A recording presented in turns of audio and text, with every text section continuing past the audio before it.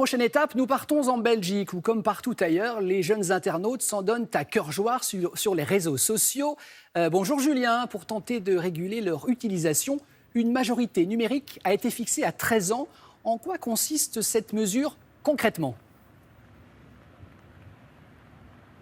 Eh bien, la majorité numérique, c'est l'âge à partir duquel on est responsable de ces données. Alors, ça veut dire quoi exactement ? Ça veut dire que, par exemple, à partir de cet âge-là, on a le droit de publier des photos, des vidéos sur les réseaux sociaux, par exemple, et que les entreprises du numérique qui gèrent ces réseaux sociaux eh bien, ont le droit de les diffuser et d'exploiter ces contenus librement. Alors, en Europe, c'est la Commission européenne qui a fixé le cadre, un cadre assez souple, puisqu'elle a laissé le choix en fait, aux pays membres de choisir leur propre majorité numérique dans une fourchette allant de 13 à 16 ans. La Belgique a donc choisi la fourchette basse, 13 ans. Mais vous allez le voir, et vous l'avez dit d'ailleurs, bien souvent, les adolescents n'attendent pas 13 ans pour être connectés.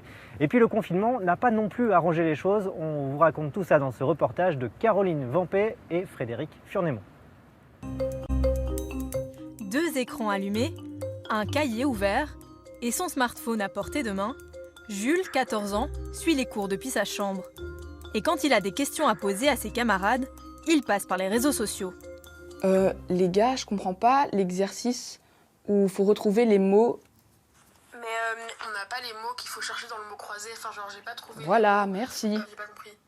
En fait, toutes les personnes qui ont Instagram, on les rajoute au début de l'année sur le groupe de classe. Et comme ça, ça nous permet de discuter sur le travail qu'on a à faire pour l'école.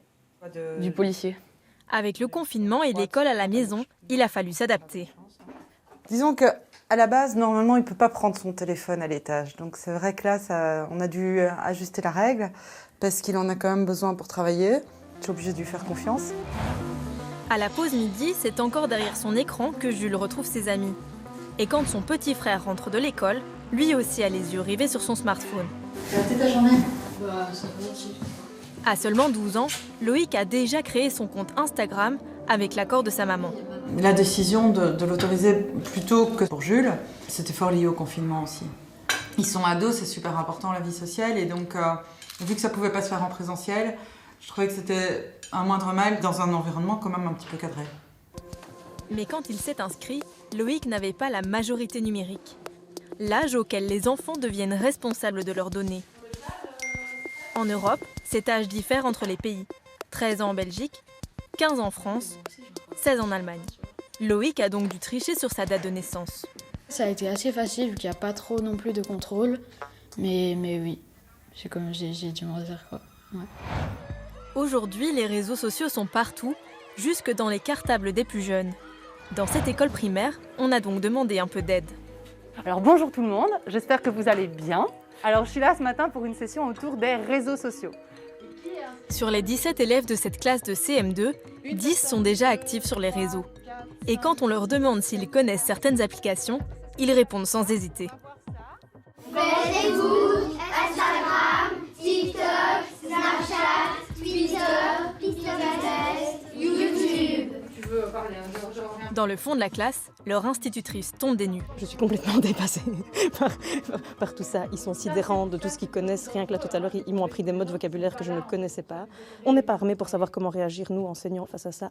On a souvent l'impression que vous, comme vous êtes nés dans une génération où les réseaux sociaux ont toujours été là, mais que vous savez les utiliser de manière comme ça instinctive.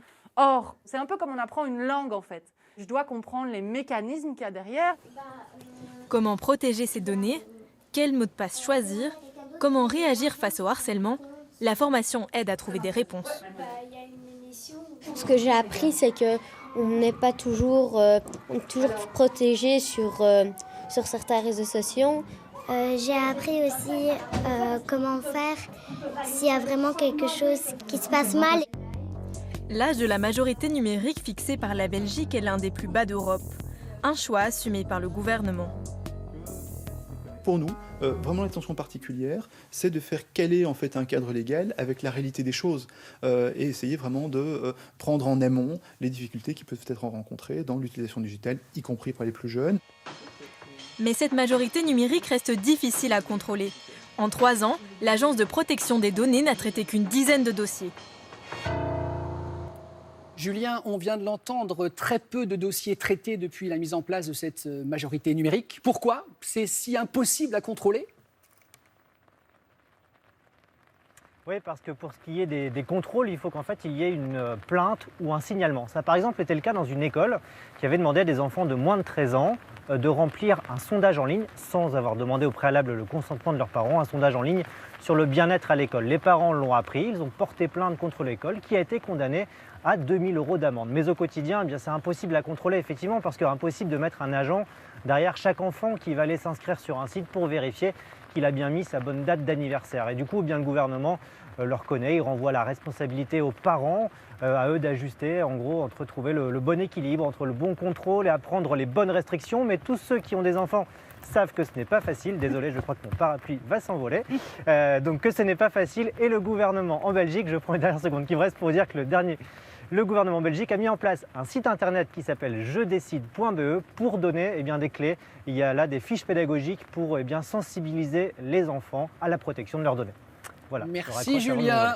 Bravo, ne jouez pas Mary Poppins, surtout et allez vous mettre à l'abri. Bravo pour cet exploit.